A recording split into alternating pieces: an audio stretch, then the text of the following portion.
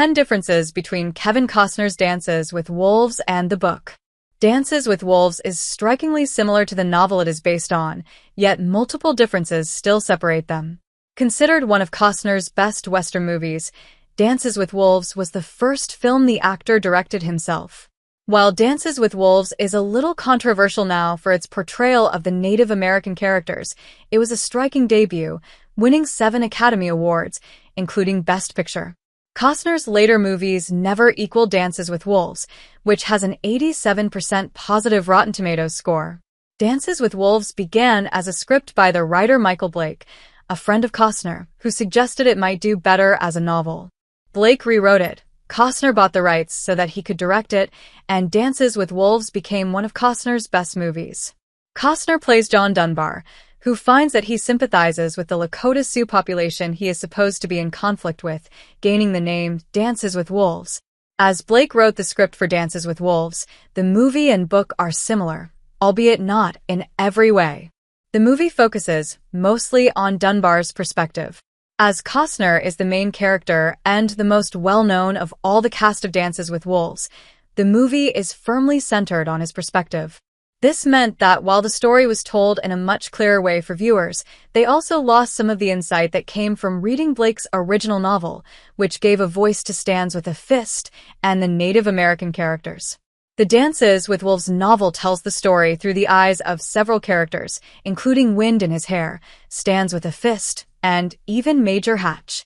Changing this for the movie was understandable as Costner was the main draw, but may not have been the right choice, as the novel added insight into significant scenes, like Stands with a Fist's powerful ritual mourning scene, which is told from her perspective. The book explains why Fort Sedgwick was abandoned. The Dances with Wolves novel has a short section told from the perspective of Captain Cargill, who is miserable, losing teeth, and furious at the lack of supplies and repeated Comanche raids.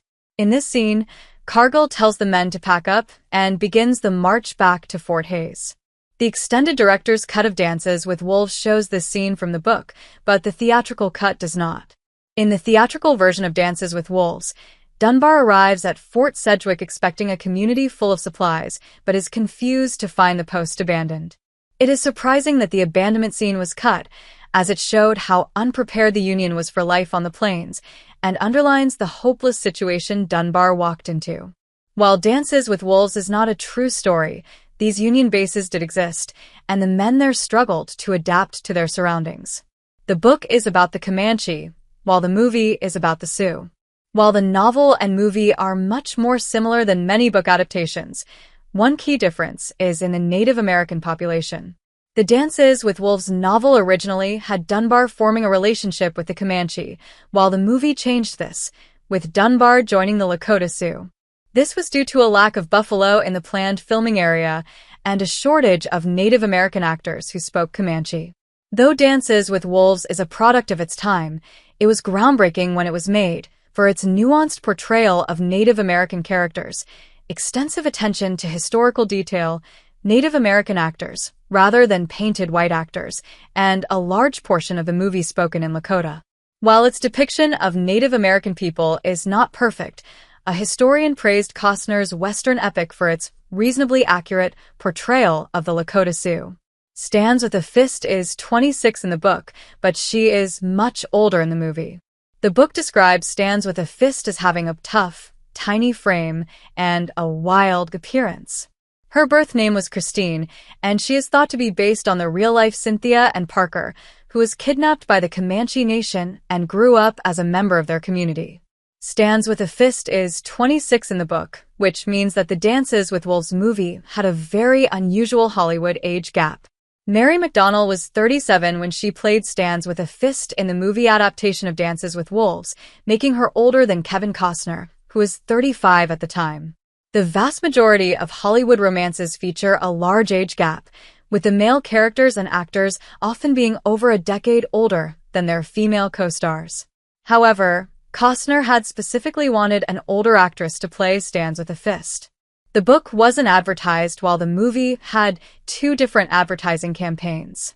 It is not always commonly known that Dances with Wolves was a book at all, and unlike many successful books, there were no large-scale advertising campaigns for the original novel. In fact, the novel only grew in popularity after Costner's movie hit the theaters and the story of its production became known. However, the movie had an unusual and gendered advertising strategy, with two main trailers being released for different audiences. Trailers were released to appeal to different audiences, with the advertising team assuming that a female audience would prefer a romance while a male audience would enjoy the action aspects of the movie. One trailer emphasized the love story between Dunbar and Stands with a Fist, while another focused on the epic action scenes in Dances with Wolves. This strategy could have alienated both audiences, but it appeared to pay off, with Dances with Wolves becoming a box office success. Kevin Costner looked drastically different to Dunbar in the novel. Not all the historical elements in Dances with Wolves were praised, with one historian explaining it's just not true in its depiction of the Civil War. While Dunbar's uniform was based on real Civil War-era uniforms, one aspect of the styling in Dances with Wolves has been heavily ridiculed. The book barely describes Dunbar's physical appearance other than a few basic details, so it can be assumed that he resembled most other Civil War soldiers, who the Native American characters call hairmouths for their beards. Costner's flowing mullet and clean-shaven face stuck out as looking more fitting for the 1980s than for 1863, when Dances with Wolves was set. Mary McDonnell's hairstyle was also different from the book character in that it was a Hollywood attempt at the wild, tangled hair described in the book. Her bangs and backcombing may not have been noticed when the movie was released, but modern viewers noticed the 1980s big hair look. Dances with Wolves claims his name in the movie. When Dunbar is captured toward the end of the movie, Lieutenant Elgin tries to talk with him, as his men are unsure whether Dunbar is white or Native American. However, the bloodied and beaten Dunbar first reveals himself to be white and English-speaking, but then speaks in Lakota, telling Elgin, "My name is Dances with Wolves. I have nothing to say to you. You are not worth talking to." This scene is one of the most powerful in the movie, as Dunbar has turned his back on the kind of men that he once belonged to and claimed his new name.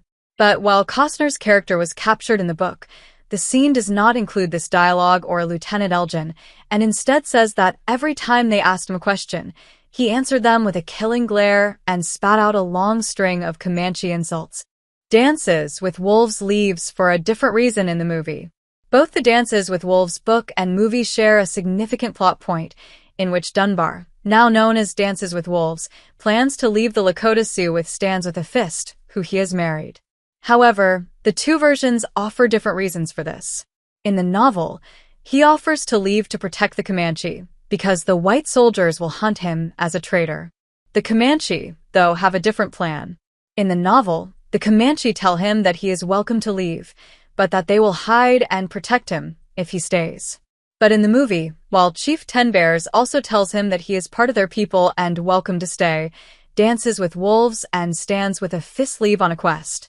The two intend to try and reach those who would listen and persuade the people in authority to leave the Lakota Sioux in peace.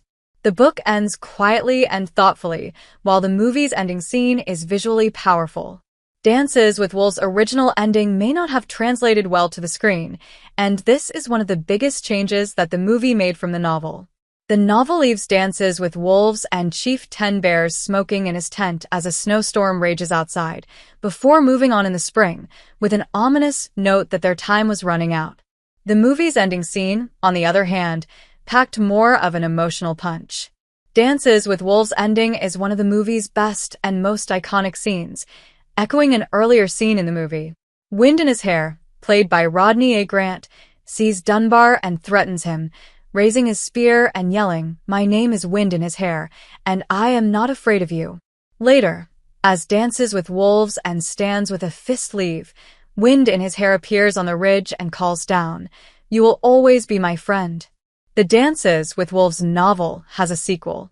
In 2001, Blake published a sequel to Dances with Wolves called The Holy Road, which shows Dances with Wolves on a rescue mission after Stands with a Fist and their 3 children are captured by White Rangers. Rumors of a movie adaptation have circulated for years, with the historical drama director Salvador Carrasco attached. But since it's yet to happen after all these years, the movie may be in development hell and would need to happen without its main star. Kevin Costner told Roger Ebert, "I'll never make a sequel," and so, while it is still possible that The Holy Road might one day be adapted into a movie, Costner will almost certainly not reprise his role as Dances with Wolves.